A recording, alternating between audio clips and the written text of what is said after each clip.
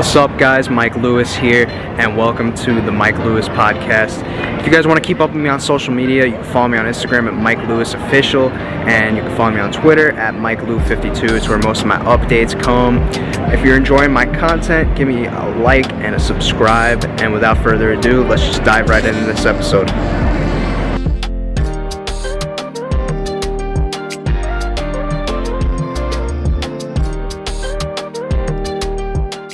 Oh, there you go. Okay, ladies and gentlemen, welcome back to another episode. And if you read the title of this video, you know who exactly is joining me today. Jemmye, how are we doing today? Mike, I feel like this is so overdue. You and I are finally together. So I'm excited to be in your hot seat because I feel like I've heard it's a good seat to sit in and that you ask the good questions. Well, I'm glad that you've heard positive things. I've gotten a lot of requests for you over the past year. I've had a lot of people from your original season on, and then, I'm glad you've got a lot of fans. How does that feel? Like, to know just every day someone's constantly wondering, like, I wonder what Jemmye's up to. Is that like a weird feeling? You know what? It makes it all worthwhile because for every troll, there's at least one person who gives a shit about you.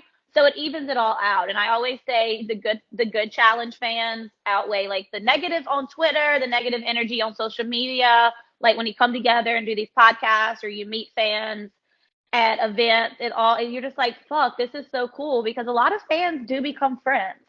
So it's just a cool like concept. It never becomes normal and it never feels like I'm never not grateful for it and for the people I meet because of it. Yeah, I always talk with like my guests when, their shows like originally came out like the, earlier 2000s. I always ask them like what it's like now being on like TV again, or I guess in this case like streaming services with like your shows being out, like what it's like to have like this networking platform to be able to connect and have like all these amounts of people just like pretty much comment on your every move essentially.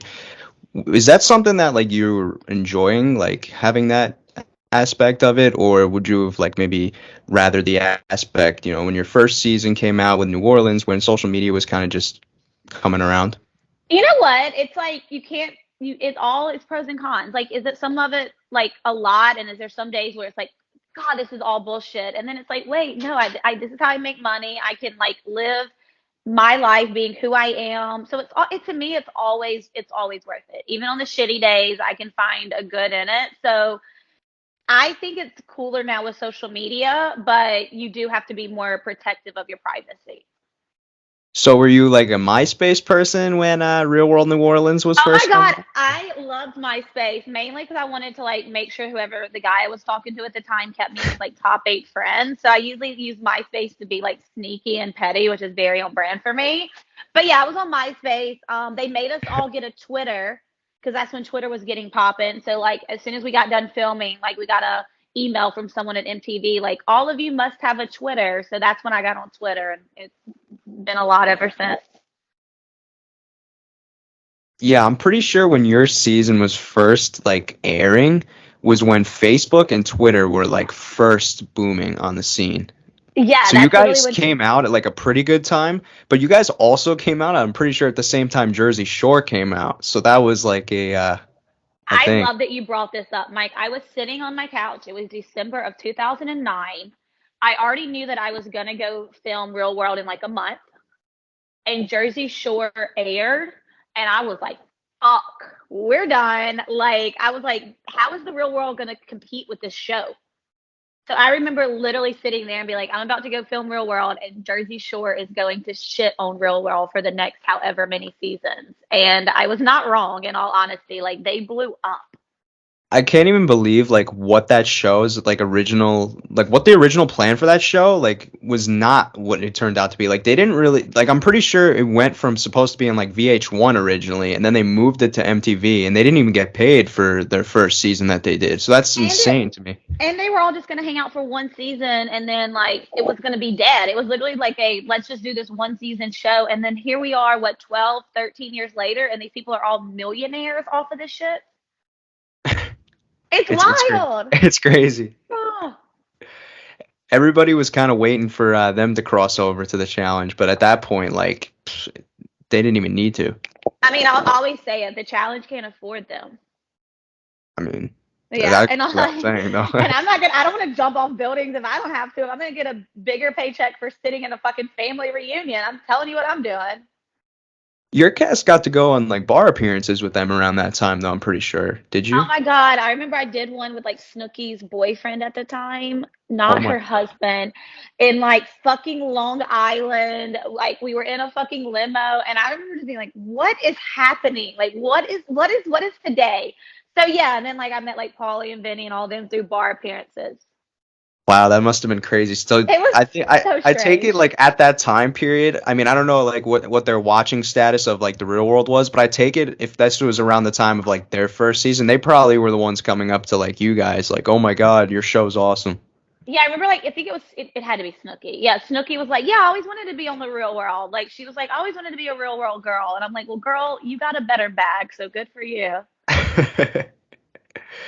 So I gotta ask now, since I swear to God, when I said that you were gonna be joining me, there had to have been like 95% of the questions wanted to know this. Where did like the ketchup phobia like originate? Was there like a Yeah, yeah, story behind this? it's the strangest thing, and I'll also tell you something else that I haven't really talked about. But my mom, when she was pregnant with me, my mom is obsessed with ketchup. Hmm. When she was pregnant with me, she could not eat ketchup. It like physically made her sick. So it literally, as ridiculous and dumb as it sounds, it started in the womb because my mom would be so pissed off pregnant that she couldn't eat ketchup. So then when it got to the age to like, let your child try foods, my mom would like try to force me to eat ketchup. My dad was like, she doesn't want to eat it. Leave that girl alone. So it's just been one of those things from like as dumb as it sounds, as crazy as it sounds, it's literally been from the womb. And I'm convinced I must have like had a traumatic experience with ketchup in a past life. Like as dumb as it sounds, like I don't know. It's literally been an issue from like the beginning. But I did get hypnotized a while back, like about a year and a half ago. So the fear is not there as like it was. I'm not gonna go buy some ketchup and bring it in my house. I'm not gonna pass you the ketchup at the table if we're having dinner. Like I don't want to be close to it, but it's not an irrational fear the way that it used to be. What do you mean by hypnotized though? I Like what? literally, okay, like obviously I live in New Orleans. I believe in like voodoo and that I believe in the power of like getting hypnotized to get over something. And I don't really talk about it a lot because like I don't really remember a lot of it. But I literally went to a lady in New Orleans, told her what it was, explained like there's no rational reason, there's no trauma attached to this. And she was like, oh, then this should be something easy. If it's like a past life connection, I can easily get you over this. And as crazy as it sounds, Mike, I did one session with her and was like halfway cured. Like I said, I'm not going to eat ketchup or touch it or anything, but it's not that like crazy fear that y'all all saw on Rivals too. So if you're at like a barbecue in New Orleans and people are passing around like hot dogs or hamburgers, like are you just gonna put like mustard on it or? I mean, I don't eat hot dogs, Mike. Like that's gross. But if I'm eating a Oh. hamburger, I'll just put like cheese or mayonnaise. I really like mayonnaise. I'm a barbecue sauce bitch. Like I love sauces. That's the funny thing. I'm like a sauce whore. Like I want all the sauces, just not ketchup. What's your go-to sauce at a barbecue?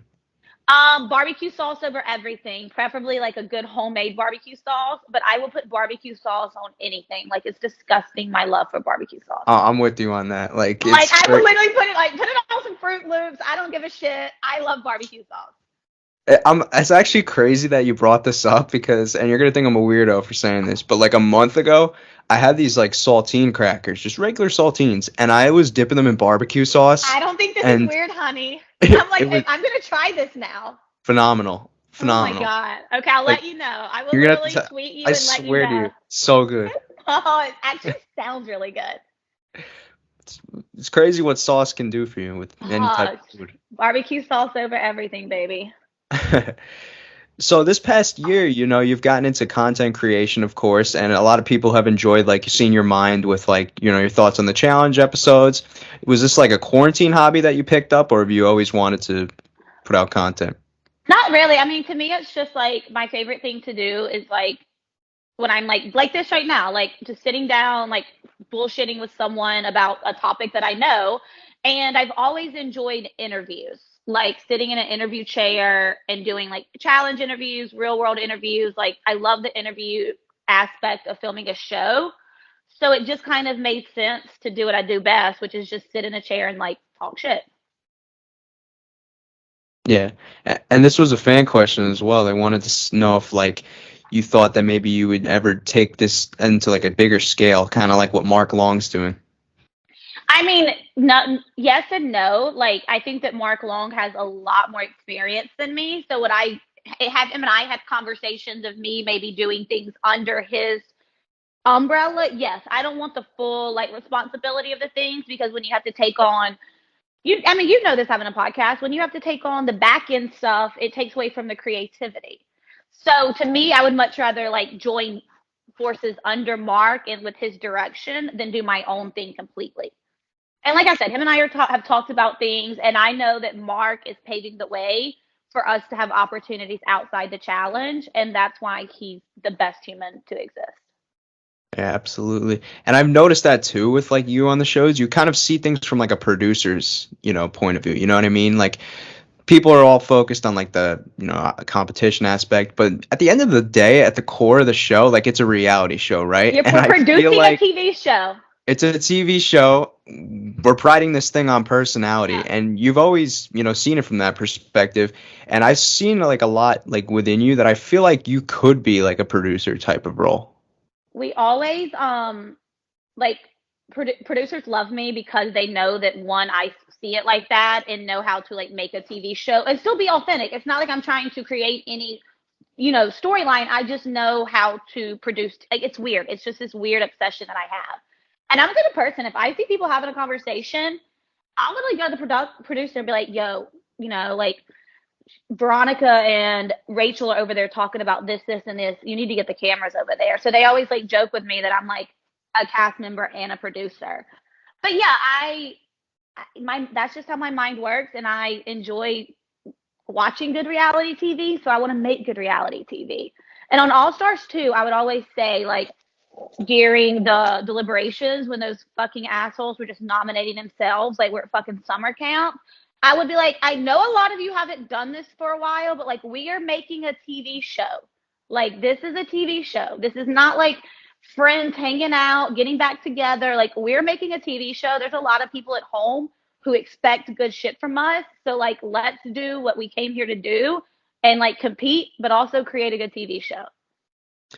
And I think like that's the root of the maybe problem that some of the fans have like with the flagship show now is, the lack thereof in terms of, Those people, personality. yeah, those people are fucking losers. It's like, and they are. I'm sorry. They like think that like, and I get it. There's a lot of money at stake. I get it, but think about how slim actually winning the challenge is.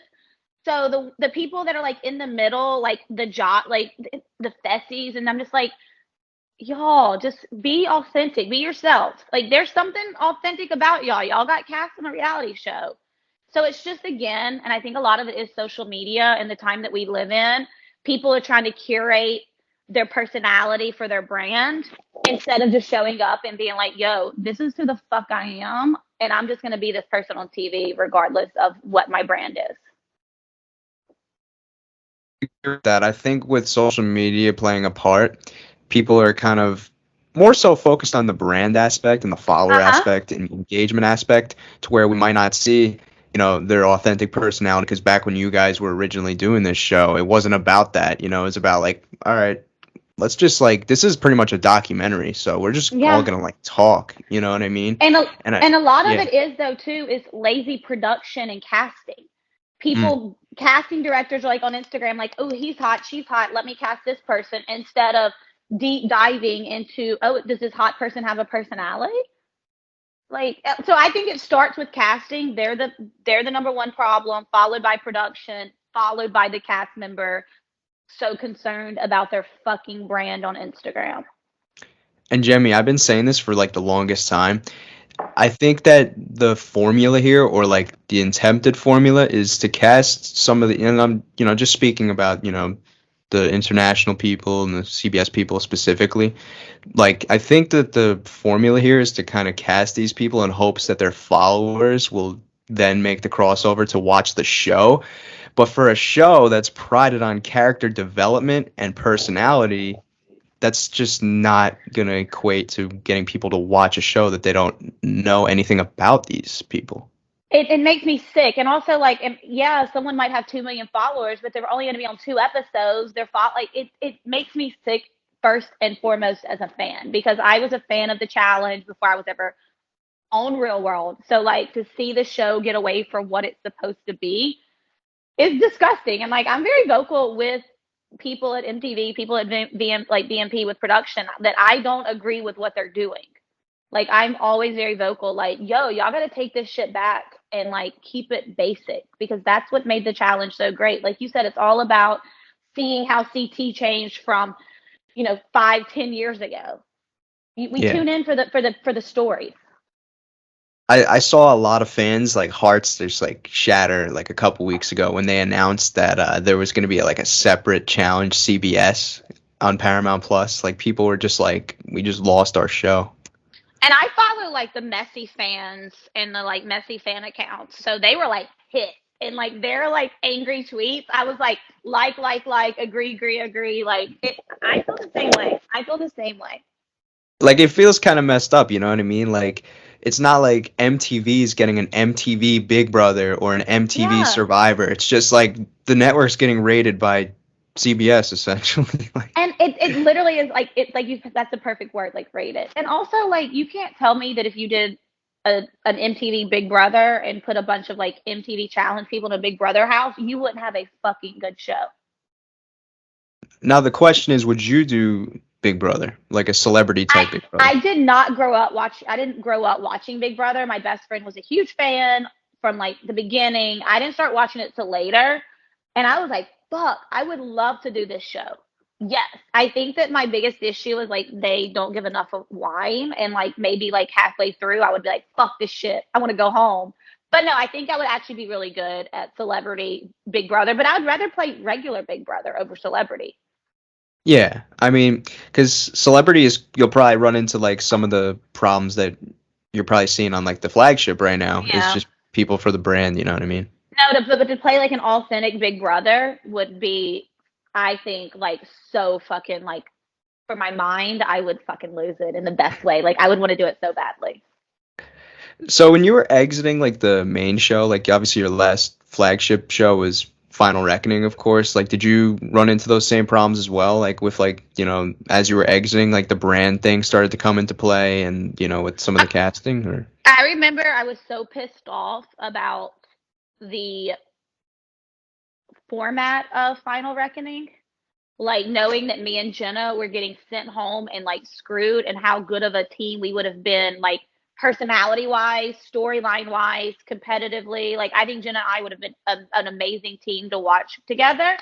I was so pissed off. I was like, I'm done with this show. I was like, I don't want to continue come back. I don't want to keep coming back and then ruin the good memories that I have. Because I had taken a break before. I didn't come Mhm. back after X's 2 because of Night. I had taken an extended break.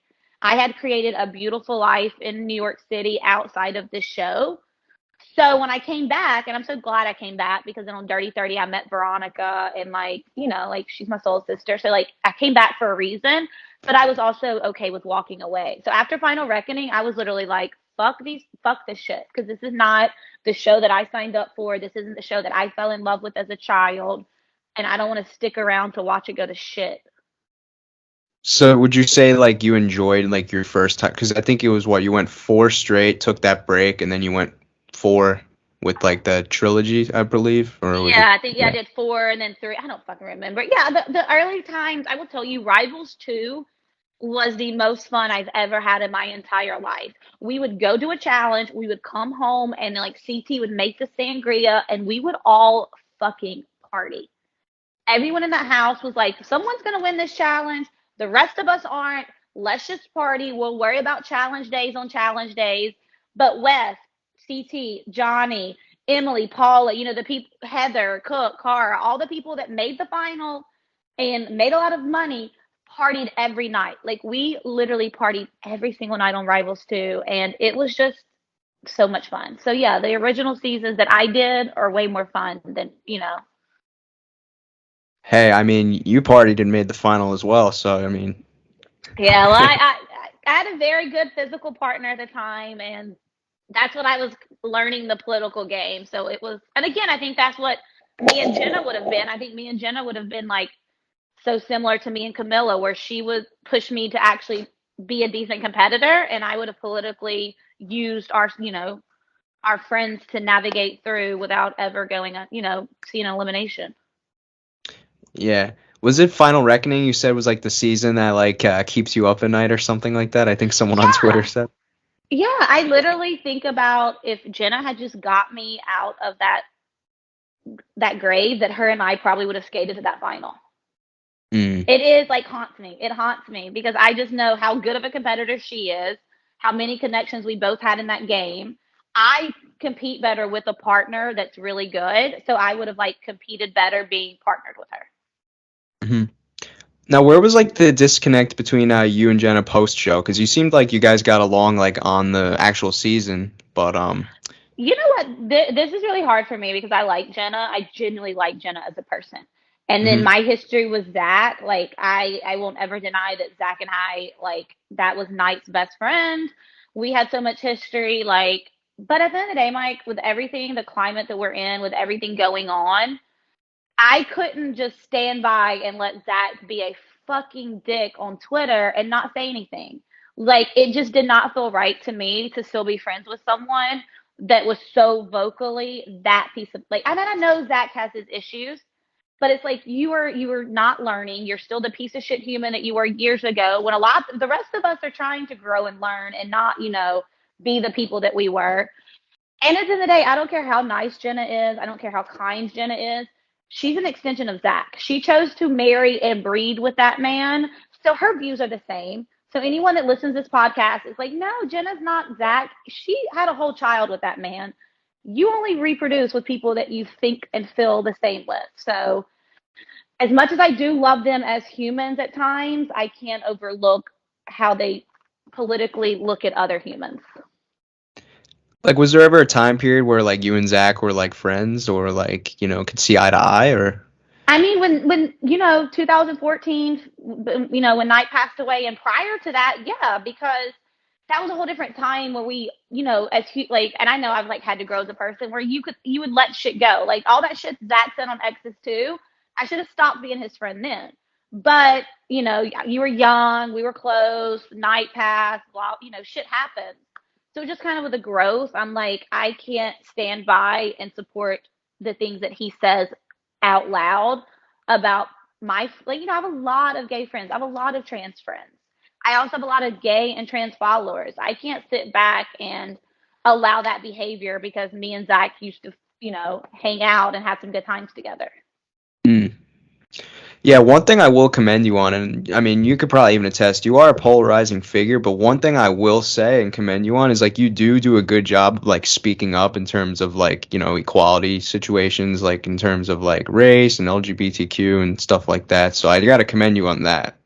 Thank you. I mean, I have this platform and it's genuinely shit that I care about. So I'm like, if I can use my platform to genuinely help the people I care about and, bring a small amount of light to the people that need it, I'll do it every day, even if it means, losing friends. Because that's essentially, Zach and Jenna were friends. But it, I can't justify it. What do you think about like the past strides of the year that maybe MTV's taken with some of their social stances since the Black Lives Matter movement? I think it's performative. I don't think that they're consistent. I think that they punish women more harshly than men for the same behavior. So I think it's performative, and like I'm very vocal about that. I'll say it on this podcast. I'll say it on Twitter. I'll say it when I'm in a fucking MTV chair filming something. It's performative. But at the end of the day, MTV is a corporation, and all corporations are performative. So it's annoying to be a part of it, but it's like it's so high up. But it's performative. I mean, we could sit here and discuss the way they handled D compared to the way they've handled certain men on the show. So yeah, she unfortunately was she was part of the performative act. Yeah. Like, were you ever in a position, like you personally, where you're on the show where you feel like maybe a situation that involved you, like where you felt like you were on the being the offensive end? Like, do you feel like it wasn't handled as well as it probably should have been? This is a great question. Um, so on Dirty 30, there was an incident, not the Jordan incident, because we obviously all know about that. And looking back on it, that wasn't handled properly. Neither was the Camilla incident. But on Dirty 30, there was an incident where a bunch of the guys in the house that were still left in the house at the time, like literally like covered ketchup in a yoga ball and like threw it at me. Mhm. Obviously, then I still had a lot of ketchup fucking weird phobias. And they literally nothing was said to them. And I almost went home. Like I literally was like, I am gonna fucking leave right now. Like I have my life in New York. I don't need this shit. Veronica convinced me to stay. But long story short, that was shitty behavior on their part, and it wasn't, they were not held accountable. Flash forward 6 months on Vendettas, me, Kayla, and Brittany do really shitty things. And I do think that we deserve to be held accountable. I will always say that we deserve to be held accountable. But once the smoke cleared and looking back on those two situations, I'm just like, why are women always held more, like, why are the women always punished more than the men for shitty behavior? Not saying we shouldn't have been punished. I'm just saying it would have, like, I wish that they would have been punished the same way that we were punished for just, being shitty humans, because we were being shitty humans that day, but the men also were. Right. It's like it should be like it's like a inconsistency, I guess you could say, in terms of like the consequences or like how something is treated. Like if like a guy on the show were to do something, it's like, oh, it's cool. Like Mm-hmm. here's a perfect example. If like a girl cheats on the show, this is our Oh, storyline.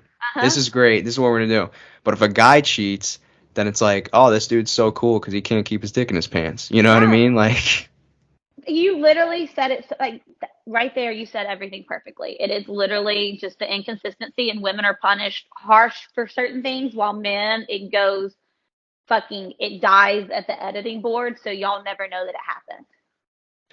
I mean, I will say though, like just from an objective standpoint, like obviously, like we're not like condoning the situation with the suitcase or whatever happened. Like for just from an objective standpoint, television wise, like I mean, Yeah, speaks I for mean, and like itself. again, like that, and this was a lot of what the challenge was based on. Like, how many fucking shit got thrown into the pool? Like, that's part of the game. It's like mental warfare. But you got to realize it's like the day and the time, and it is bullying. And we probably should have just thrown the mattress that did not personally belong to her, not all of her physical things. But, and I'm not gonna lie to you, I always think this, and I've had this conversation with people. If I could do one thing over again, obviously I wouldn't throw the suitcase. But when TJ was like reprimanding us that day, I wish I would have been like, bruh. And again, it's not TJ, it's the producers in his ear. But I would have been like, bruh, like, why are y'all yelling at women when literally last season I got bullied by every man in the house except Derek at the time. He was the only one not part of it, and nothing was said. So it's just, again, it is, but also it's part of the fucking world that women live in. Yeah. What actually happened with that situation, like from your recollection, like because it's feel like the editing for that was kind of choppy in terms of the Kayleigh incident. Like what? Because they kind of made it seem like you guys were like avenging Natalie or something, but like That's the at funny the thing. It wasn't even about Natalie to me. It was about Nelson, because I was so close with oh Nelson at the yeah. time. And I was like, oh my God, Nelson has been nothing but so good to this girl. And she's making out with Johnny in the bathroom. And again, what I did was wrong. But I'd also heard stories about Kayleigh, because I always know things. So I had heard stories from Melissa about things that Kayleigh had done on, Celebrity Big Brother, other things on reality TV. So I knew that she wasn't this like innocent victim. I knew that Kayleigh was, a girl like me that could like handle the shit. So it was just, it escalated that night at the bar. We just kept drinking. We just kept drinking. And I was like, wait, we let Nelson ask her to move into our room so she would feel more like happy, because she didn't like her roommates or whatever, which was Natalie. And then all this is happening. I'm like, I don't want her in my room. And then I just remember Kayla being like, we should toss her shit. Kayla wasn't even in that room. And I was like, yeah, we should. And then Brittany's like, what y'all talking about? We're like, we're gonna toss some shit. Brittany's like, can I join? And we're like, yeah. And like originally I think we were just gonna toss her mattress, because be like, you can't stay in this room. But then we were three drunk idiots that saw her suitcase and we're like, oh, more shit to throw. So yeah, it was so shitty. And like looking back on it, I wish I would have never touched her personal property and she had every right to be mad. But I also grew up watching a challenge where personal property got tossed in the pool a lot. So I've had some bad influences leading me this way. And that's exactly to your point before, like the times, because throwing like people's luggage in a pool. I mean, it happened on Battle of the. I think it happened the season before too. Like Yeah. on Dirty 30, like Battle of the Seasons, it happened. Like it was like a thing of like the norm on the challenge. You It's know. almost as fucked up as it sounds. It's kind of like part of like a like weird challenge passage ritual. Like someone shit's getting tossed this season. Let's hope it's not yours. So I want to kind of bring it back to your real world now, since I mean you mentioned about being a reality TV fan. Were you like a fan of the real world, or was there another reality TV guilty pleasure that you had growing up?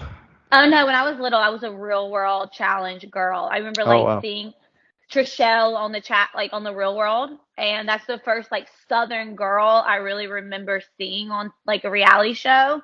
And she sounded like me. And I was like, oh, if she can be on TV, I can be on TV. And then growing up, I was a huge Veronica Rachel fan. So like seeing them on the challenge, I just remember like I was like, I love these girls. I love these girls. So it's so funny to me that it's all come full circle. And the people that like the women that I'm closest to are the women that I like loved watching. It's Wow. crazy. Like sometimes I'm sitting around like because me and Veronica are like that's my fucking soul sister, and Trishelle and I are very close too. But Veronica, I think everyone and anyone that knows me knows that Veronica is like my number one inside and outside the challenge house, and just like to be able to, it's just crazy. Like the surrealness of it sometimes. How did your guys' friendship start? Like, obviously, you guys, did a couple Dirty seasons 30. together. Yeah. So on Dirty 30, Veronica's a very standoffish person. Once you get to know her, she's the kindest, sweetest, best human. But in the beginning, she's very standoffish. Um, so I really didn't like try to like get to I felt the energy and I was like, I'm not gonna go up to this girl. Like I can feel her energy. And then one day we were just on the bus very early in the season, probably within the first like, I don't know, week. It was pretty early because time moves fast in a challenge house. And she mentioned to me, she was like, I don't want to sound weird, but when Knight passed away, I almost reached out to you, even though I didn't know you, because he passed away on her birthday. Wow. And she was like, I felt like I just knew y'all as a couple watching y'all in real world. She was like, I almost reached out to you, but I just don't want to, she's like, I know you're probably overwhelmed. And from that day forth, me and Veronica were just, sisters. And we always say, like, she came back on Dirty 30 and I came back on Dirty 30 so we could, like, find each other. Wow, that's so cool. No, That's like, yeah, that's like it almost feels like a little bit of a manifestation, like almost like that, like was meant to happen. I don't know. I just personally believe in like no, the we force. always say Yeah. that. Like, I always say, like, I'm an only child. Like, I grew up, like, again, I was always just thought Veronica was like the coolest thing ever. And now she's my big sister. And, little sisters always think the big sister's the coolest thing ever. So you and I actually talked about this before the recording. We talked about homecoming, of course, since it got obviously announced recently that the original New Orleans was going to be the third season of the homecoming. I saw a lot of comments, and I obviously went back and rewatched your season a few times since Paramount's become a Mm-hmm. thing. Everybody was like wondering if it was your season that was gonna be the one making this homecoming return, and I think Yeah. that like that's something I'd be interested in. Do you feel like that's like a thing that you would like to do? You know what? It's something that I think I would do, but I don't know mentally how easy it would be for me because Mhm. you have to go back and watch clips. It's part of it. To be reunited with all of them with Night not being there. I still live in New Orleans, so I'm very connected to the city. I think it would be very, very like trying for me. I think it would test me as a human. But I also think that as crazy as it sounds, even though we are one of the newer seasons, we have a lot of stories that are still untold. The Preston situation, and I know that y'all talked about that Yeah. on your podcast before, so the fans here know what we're talking about. Night passing, the fact that, Ryan Leslie exists, and I know he's been on your pod too. So I think if done right, we could really tell some stories that needed to still be told. But I think it would be very, very challenging for me having to relive all of those moments in the city that I still live in my home. Yeah.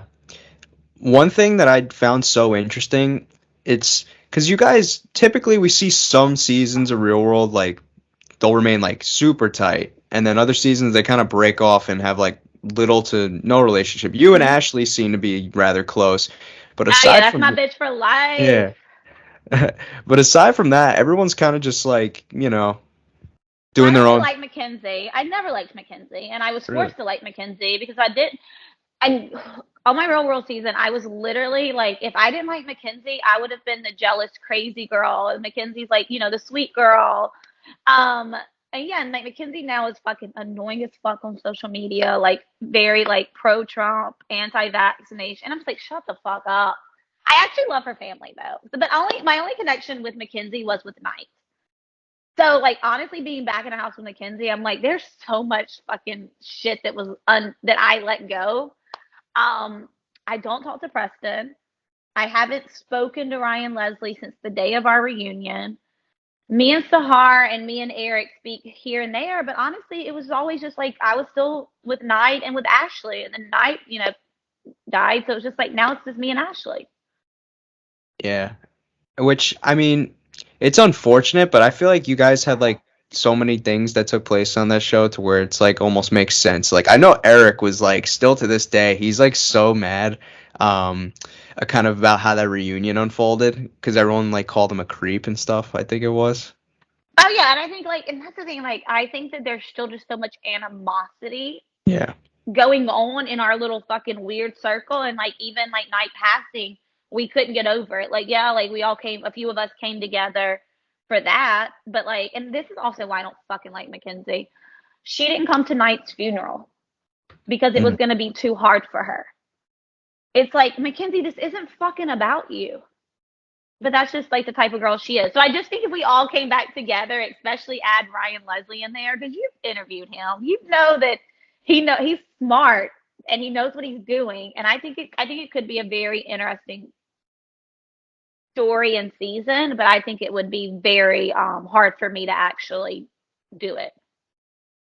And that comes back to my point, like despite like all like the, people going their separate ways and all the animosity and the issues, it like hit so deep like to hear like all the positive words that your cast like because I've had on like quite a few of you the Yeah. roommates like all the boys like just seeing them tell like all their night stories and like coming back to it, it's just like oh my god, it hit me deep, I'm not gonna lie.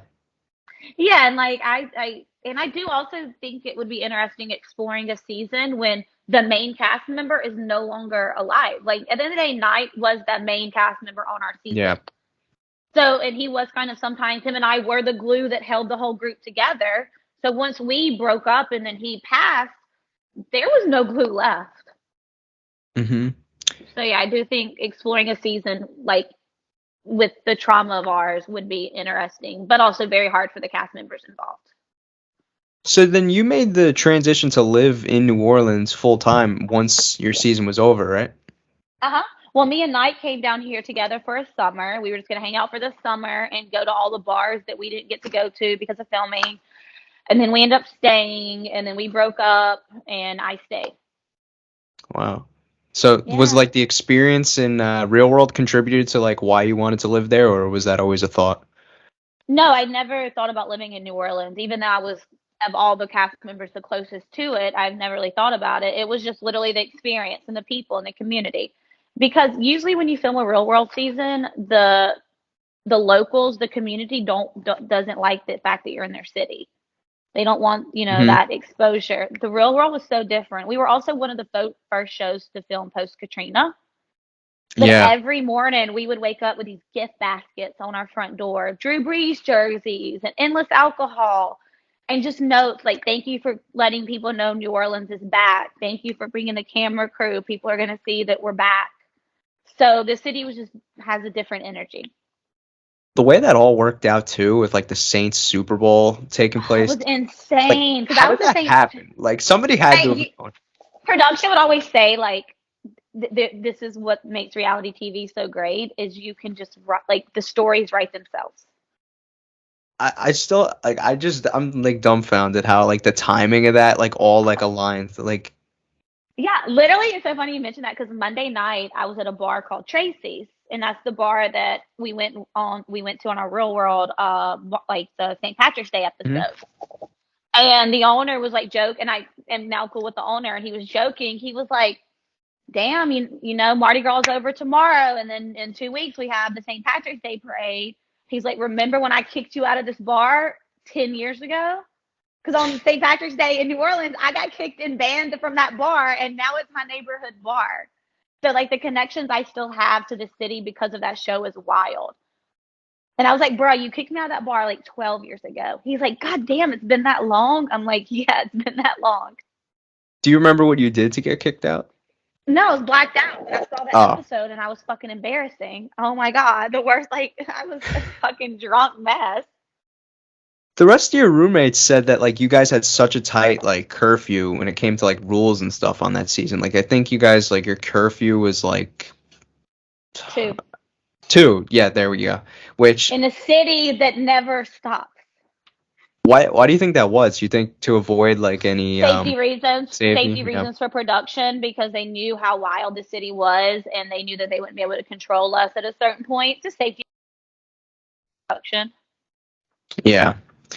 Yeah. I feel like I don't know. I feel like maybe some things could have potentially happened had you guys been allowed to film it past that. Oh God. I don't know if I would have survived. Like, I was a hot mess. I don't know, man. It was we had a calendar of the days that we drank, and I think we had alcohol like 60 something days in a row because we drank every day.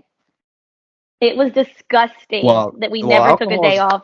alcohol is the drug of choice in New Orleans, is from what I hear. Yes, So. yes, it is. Don't come to New Orleans if you can't drink, baby. So I want to come back to Ryan a little bit now, Ryan Leslie, since I obviously got to speak to him 9 months ago, and the Ryan that I spoke to, and of course, you know, time can change a lot of people, but he Yeah, I'm seemed not the like same he was, person I was. yeah, I mean, he was like fun to talk to. So like, I was so curious on like where maybe you guys felt like the disconnect was, because to his perspective, he seemed to suggest that you know, the rest of the crew, obviously you guys like were personalities might have been changing for the cameras and stuff like that, and that's what pissed him off. I don't. I don't know. Maybe speak to your perspective on why you feel like you guys didn't really see eye to eye with him. Of course, I will say this. I got all the Cliff Notes, bullet points, everything he said on your podcast, I was made aware of through multiple, fan accounts. And I was touched by a few things that he said. I'm not gonna lie to you.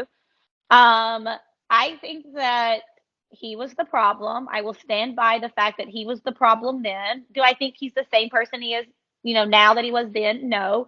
But that man was a fucking maniac. Living with him was like living with an actual sociopath. You're like, am I on the real world or am I going to end up on an episode of Dateline? So, yeah, I will say until you've lived with that man and shared a mansion with that man, and at the mansion, you still couldn't escape him. I think that he was just dealing with things. Do I think he was being fake for camera? No, I think he was just going through some shit like the rest of us were. We were all going through a lot. Like, look, I can't even watch my Real World season because the shit that I was going through was so dark at times. And it's like, holy shit, I'm just fucking drinking on camera while I'm dealing with all this dark shit. It's just fucking wild. So I think he was going through shit, but I also think he will forever be the true villain of that season. I mean, Knight was obviously the main character, like you said, but Yeah. like he was like the antagonist, if anything. Like, oh my He God. was but also as a Real World fan, I remember watching the season back and being like, gotta love a villain on the show. Do you want to live with the villain every day? No. Watching it back, could I understand why some fans might enjoy watching him? Absolutely. Would you Production was guys over him though. When we decided really? production, I will say this, and I don't think I've ever talked about this. Production was literally coming around to us because it's by the time we decided to kick him out, they had enough footage. They had Mhm. enough Ryan footage to get the show done. And production would like come around and be like, So there's like a real world rule that if everyone wants to kick a roommate out, they got to go.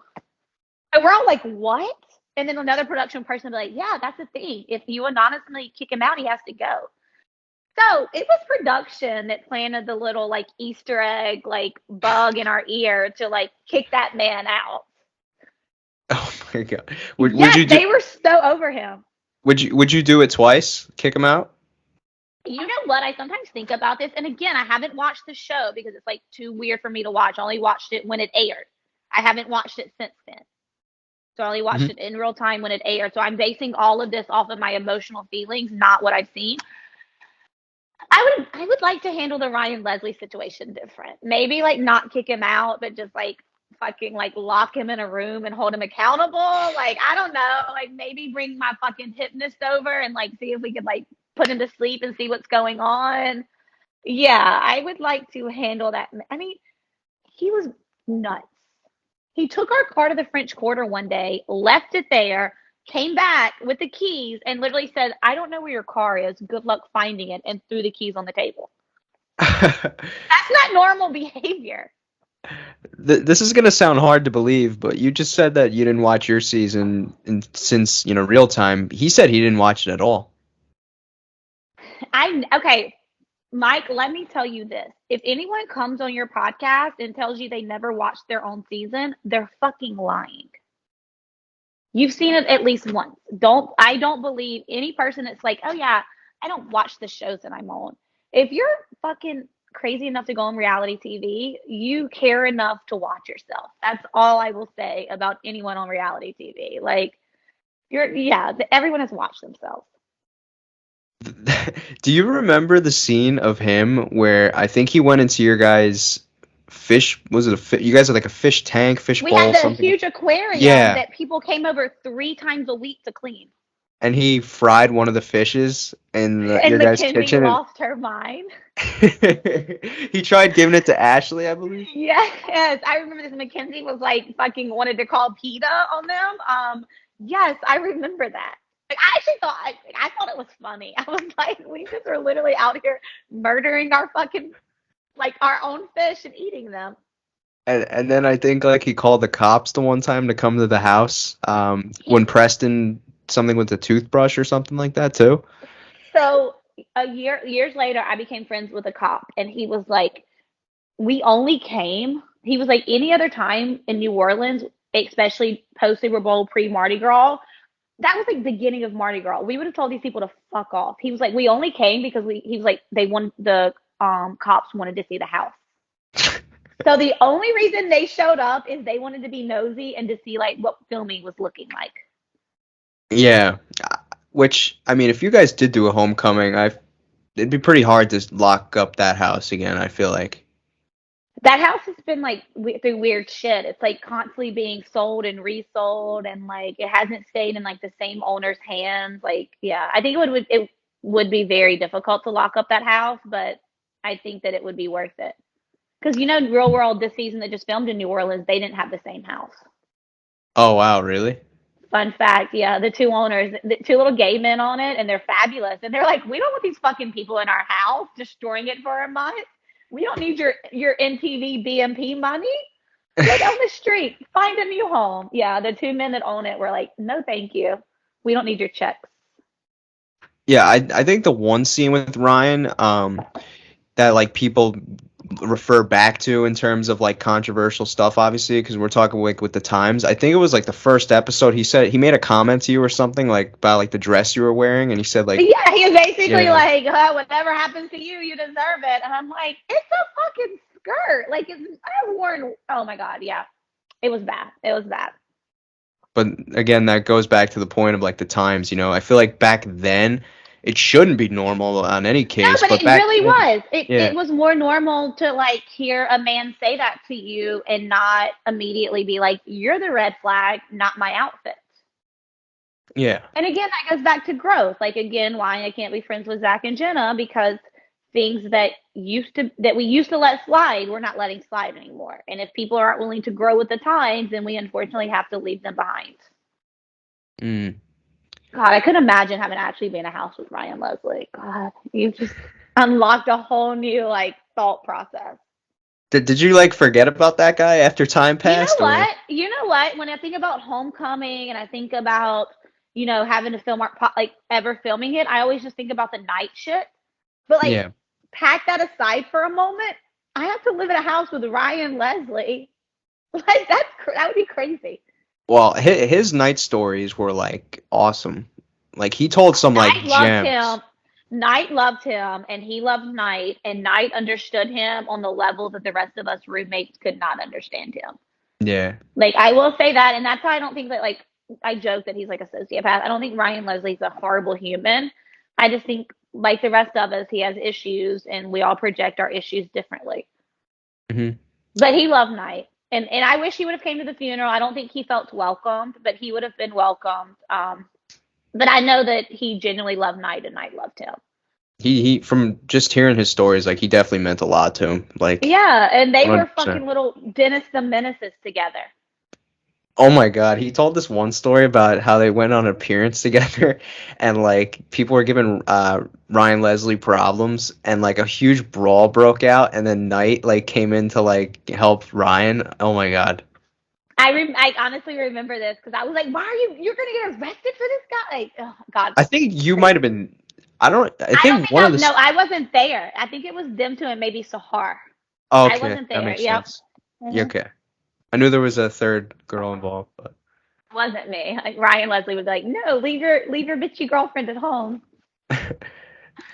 coming off of your guys' real world though, was like the press kind of insane for you guys, or maybe not as much, It was or a lot. I think that our season was still when the seasons were like good. So yeah, it was. I mean, it was life changing. I'm not gonna lie to you. Like it aired and everything changed. yeah, I would say around that time period. You had Cancun. Well, I don't really count DC. Cancun, No DC, offense, but same. I was literally about to say, but I will I tell try to you. like I try to put DC out of my brain a little But bit. but since you appreciate manifesting, I was filming, and not filming, excuse me. I was working in DC the summer of 2009 when they were filming. I was working for a lobbyist because I'm a little political science major. And me and my friend, we would walk by the real world DC house like once or twice a week just to see if they were outside. And Mm. I was like, bitch, I'm gonna be on this next season. Like, I don't want to go to law school. I'm tired of studying. I'm gonna take my talents to the real world.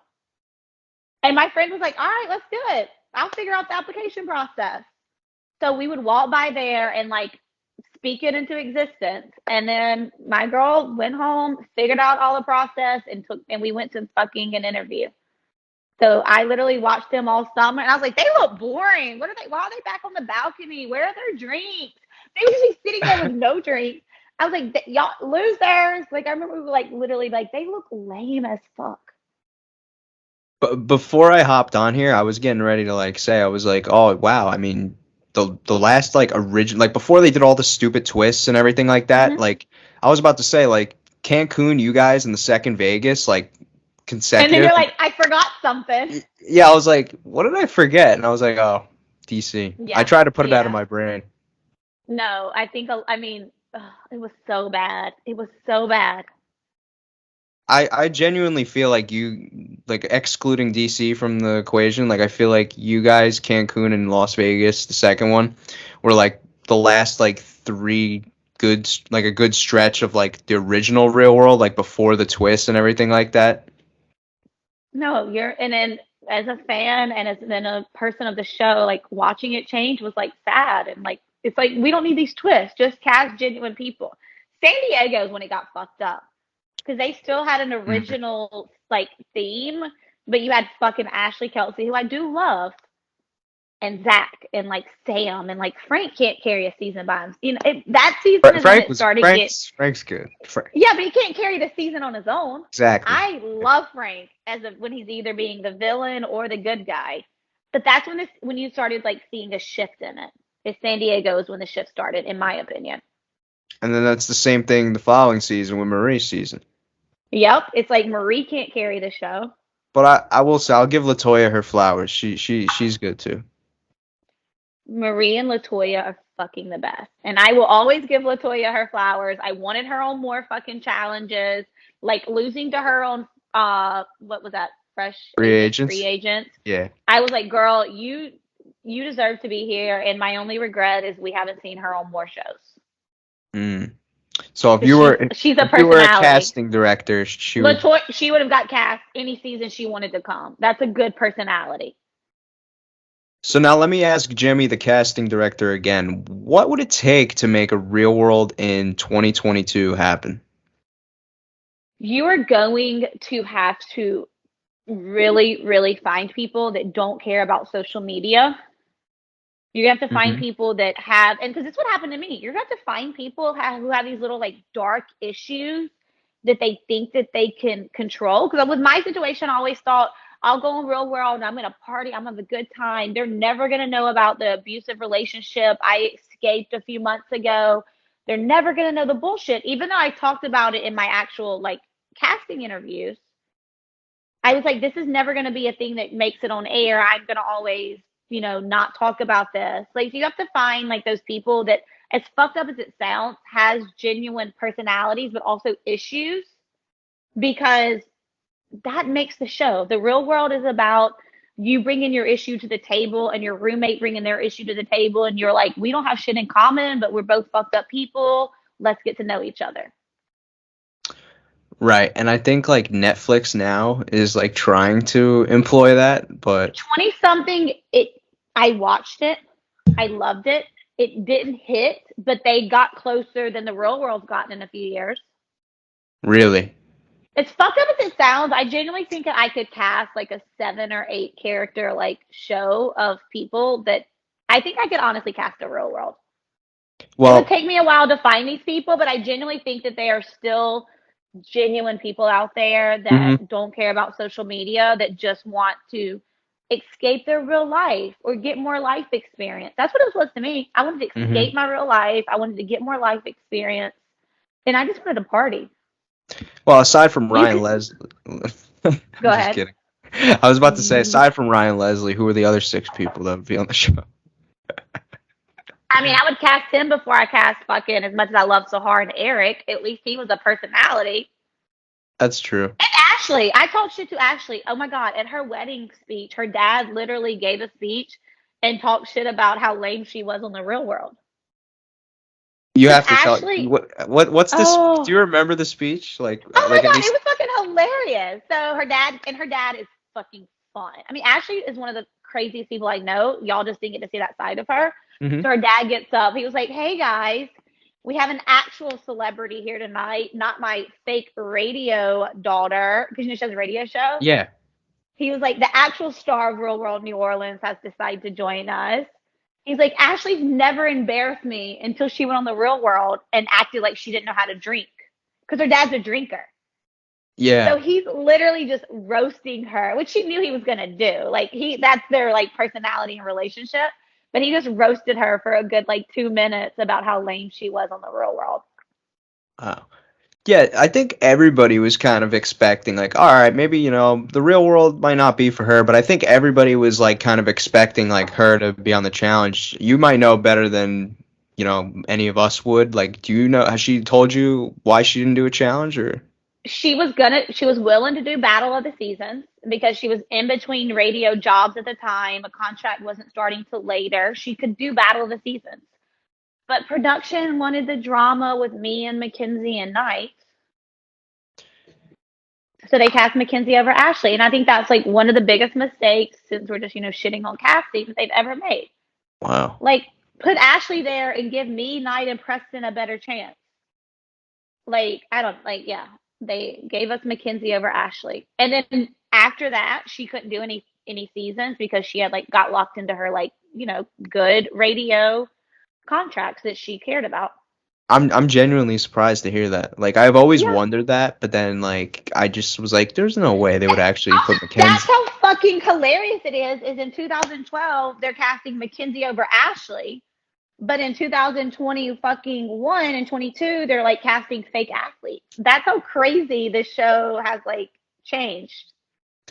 And, like, Mckenzie showed up on that season and, like, kind of, like, didn't even, it's almost like she was hiding from the cameras. Yeah, and at that point, like, I didn't give a fuck about Mckenzie. Like, me and Knight were already broken up. I was Mhm. never going to get back with Knight. There, like, I didn't give a fuck about Mckenzie and Knight or whatever, little flirting they did 3 years prior on the Real World. Oh, that was like a thing at the time. I didn't actually know Yeah, that. that was like I would like walk in on them doing confessionals and like, I'm fucking him. Like him and I are like in a weird situation, Mckenzie. Like, you constantly need attention. I will say though, Battle of the Seasons needs its flowers because I feel like it gets such a bad rap. Just I don't know. For some reason, everyone shits on it because of like the Well, people cast or shit on whatever. it because of who won. I think that people didn't want to Oh, see San well, Diego win. If that a goes without. different team, if like Trishelle and Dustin had pulled it off, or even Brooklyn in some weird way, people shit on it because fucking the team that won.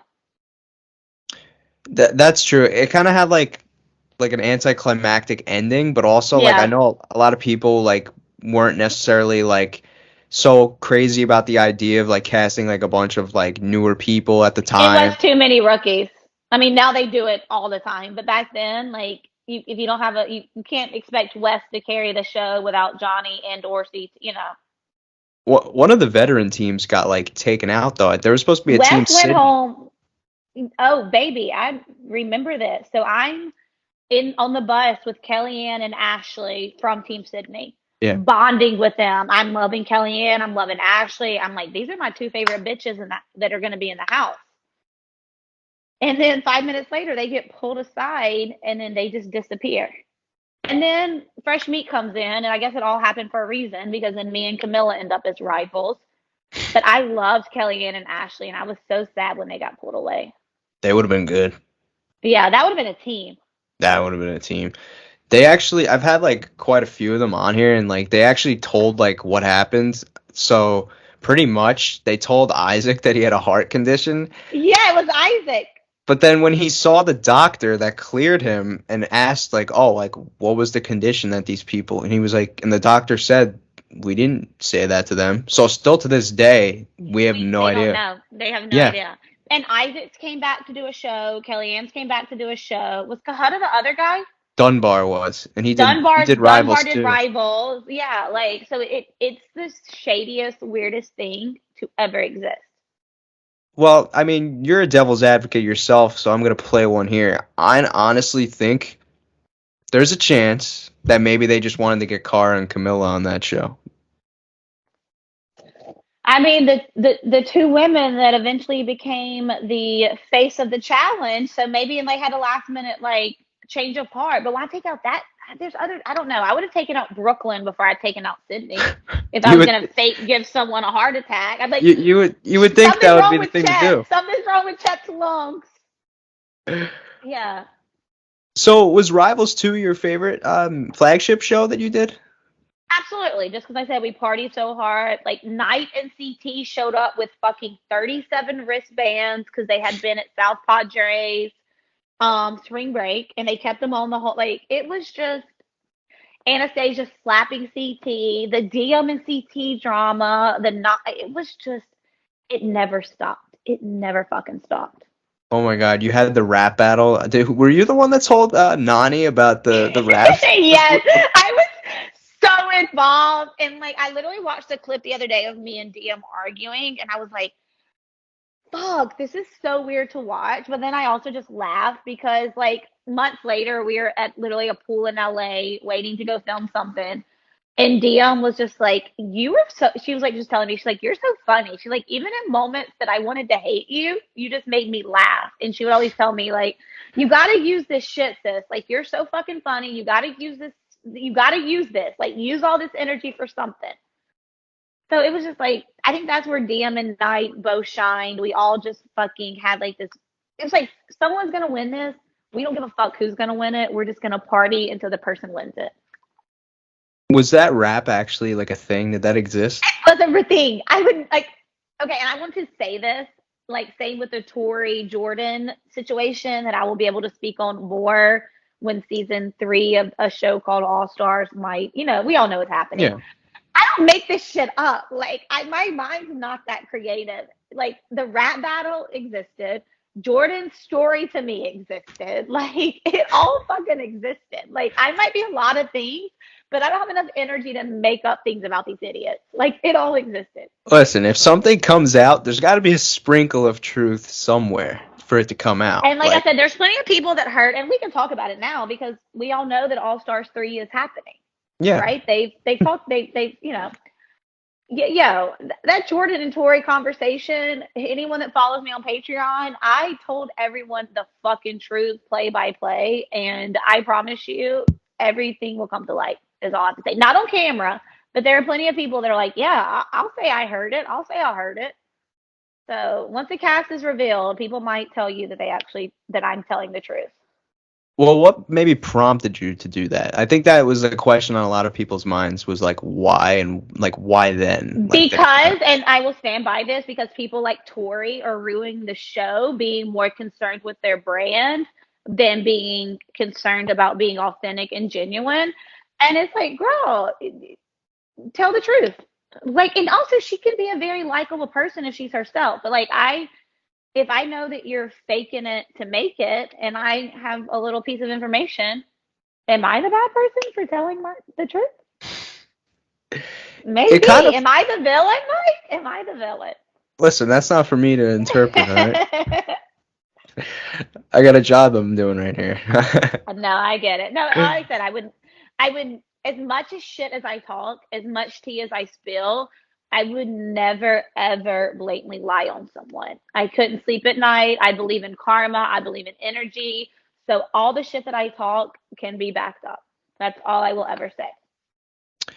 And it kind of feels now, too. I know a lot of people use the word opportunist a lot in regards to her.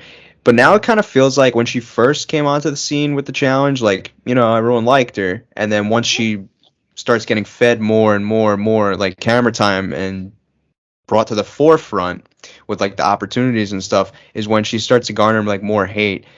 Like, do you feel like this is why, because she's getting shown more? Is that why, because you live to see yourself become a villain? Or is this like just something that's always existed, and now because we're seeing her more is like I think when you do too many shows back to back, it starts to fuck with your psyche, and you start being like, I need to do this, I need to do this, I need to do this. We saw it with Camilla.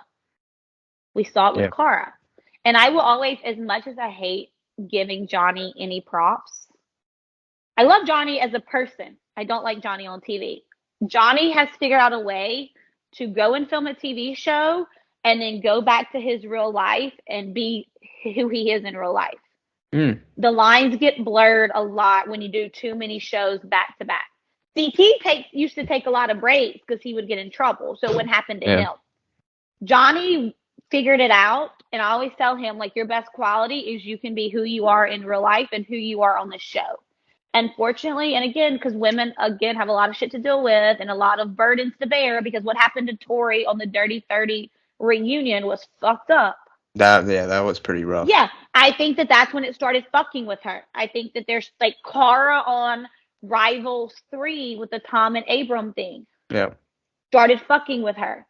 Camilla's always just been a little off, so eventually that fucking thing yeah. And you know what? I feel bad because I remember kind of being like mean to Cara on Twitter during the Rivals thing. And it's like, Jemmye, you don't know what her home relationship was like. You don't know what she was trying to escape. So I do regret like a few tweets that I like said about Cara then. But unfortunately, I just think that if you get painted as a villain, you sometimes become one. Yeah, there's a saying: you die a hero, you live to see yourself long enough. And I love that. And I think it's just with the obstacles the women have to face on the challenge, it fucks us up a little more than the men. Again, that's something a book should be written about, not the fucking how to win a challenge.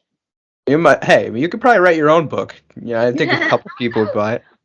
Also, I'm so curious about how this win a challenge book is going to work, because like who's gonna buy it? People that are never gonna be on a challenge? Well, yeah, because they don't cast fresh meat anymore, like, so it's not. Oh, I love fresh meat, but yeah, like you need a fresh meat season if you're gonna write a whole book about it. You're gonna get a bunch of tryhards, like, oh my god, I know. Yeah. We're gonna win the challenge now, so you got to get casted before you can win, and you have to be like European with 3 million followers to get cast these days. They're setting a pretty bad standard there with this book. It's fucking. I told you this before we started recording, and I'm gonna say it again. Like, I need to like figure out how much people got paid to like give their opinion. Well, I need to know that, and also to like, the better the book does, the more these people get paid. I hope they negotiate it properly. what was like your process again? Because I've heard for the All Star show. Because I've heard originally like you weren't on the for All Stars 1. You weren't on the original cast, but you also weren't like an alternate at first either. No, no. This again, universe happening the way it's supposed to happen. I was not cast on the original All Stars. Like, I was too young. I didn't fit the criteria. But Little Miss Queen Tina got COVID. Mm. And they're like, oh God, we need a big personality. And like, Noah, and again, I'm going to get fucking shit for saying this. Casey and Sophia, and no, Casey was on the show, maybe. Sophia and Cook, no, who were the fucking, it was Sophia and Casey at the time. At the time, it was Sophia and Casey. Mm-hmm. And Tina was on the show. Sorry, it took me a minute to get there.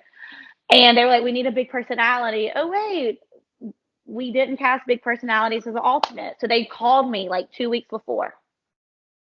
And they're like, we know that you're done with the regular show. Would you do All Stars? I'm like, would I do All Stars? Are you asking me to come film and get paid to hang out with all the people I watched growing up that I think are cool as fuck? Yeah, I'm gonna do All Stars. Like, send me the contract. So I get cast, and then Casey gets moved into the main cast, and then Sophia and Cook are the All Stars because that's when they called Cook to ask her to be an alternate.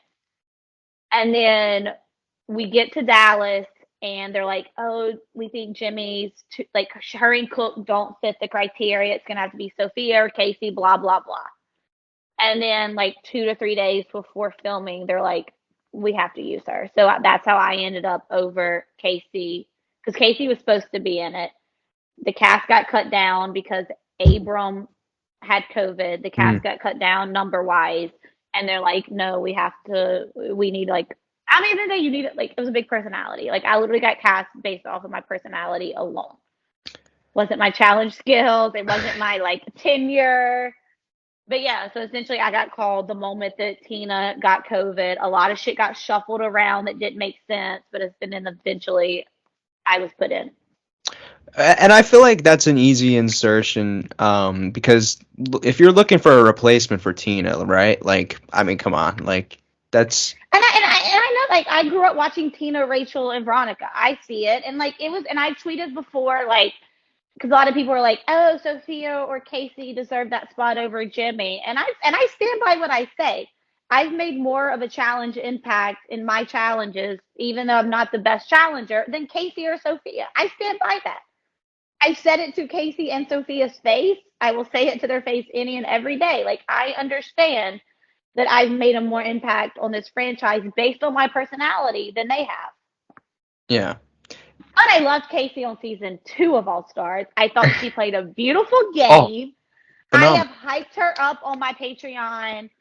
Like, I'm so annoyed she was pregnant because I wanted her to keep navigating that game. I mean, I think she's literally giving birth today. So shout Yeah, outs to she did. that. Yeah, that's awesome. Yeah. So, but I loved watching her be a totally different player than she was the last time we saw her. I think that was probably the best episode of the season, the one where she made that move on All Yeah, Stars 2.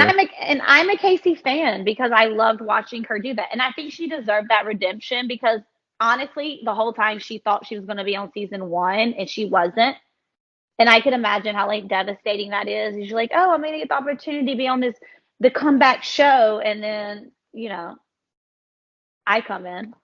And it's like, I'm Right. sorry. Like, I love Casey. I love Sophia. But, like, I've literally been on more challenges than them. It made sense casting Yeah. wise. And they both got their redemption on season 2.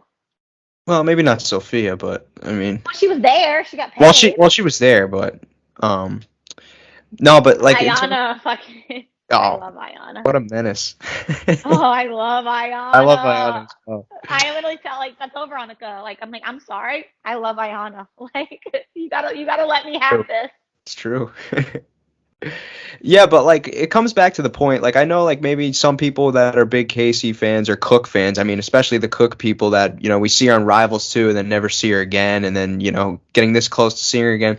I think it all just came down to like like you said, you fit the billing better. I mean, like Tina, just for that specific nature, like it makes sense to replace someone like Tina with you. Like, say if the shoe was on the other foot, and say like John A needed to be replaced, then Yeah. probably in terms of like the character, Cool. Cook, exactly. You know what I mean? I So remember the first time I met Tina, she like comes up to me. She's like, "I hear you're the bitch that replaced me." I was like, really, "Yeah, it's me." And she that was sounds like, like and she was like, "I hear that like Rachel and Veronica really love you." I was like, "Yeah, guilty." She's like, "All right, we're cool." And then like from then on, me and Tina like we're cool. But she was literally like, "I hear you're the bitch that replaced me." I'm like, "We shouldn't have got COVID, stupid." Like she's so fucking fun. awesome. She's so awesome. What was the Were you still getting calls for the main show like after Final Reckoning? Like when did they start I or stop? got one. I don't know if it was War of the Worlds or Total Madness, the one that Kayleigh did. I got that call. Total Madness. Yeah, and I was like, no, and I can't remember why I said no, but thank God I did because the bitch would have lasted in a bunker, Mike. I would have quit. TJ would have had a whole fucking monologue about me being a quitter. And you know what's crazy about that entire thing is like that filmed like months before COVID, and then when it Yeah, aired is when we were all legit in lockdown. yeah. Couldn't And even I'm leave the the house. person like, and I always stand by this. If I don't want to do a challenge, especially now in All Stars, like I'm older, I won't do it. TJ can call me a quitter. I don't care. Like I'm the type of person. I'm not gonna do anything that I don't want to do, that I don't feel safe doing. Like there's nothing TJ can say to me that's gonna hurt my feelings. So like if I ever do like if there's a challenge I don't want to do, I'm not gonna fucking do it. I'm sorry. Like he's not gonna get me with his quitter like speech.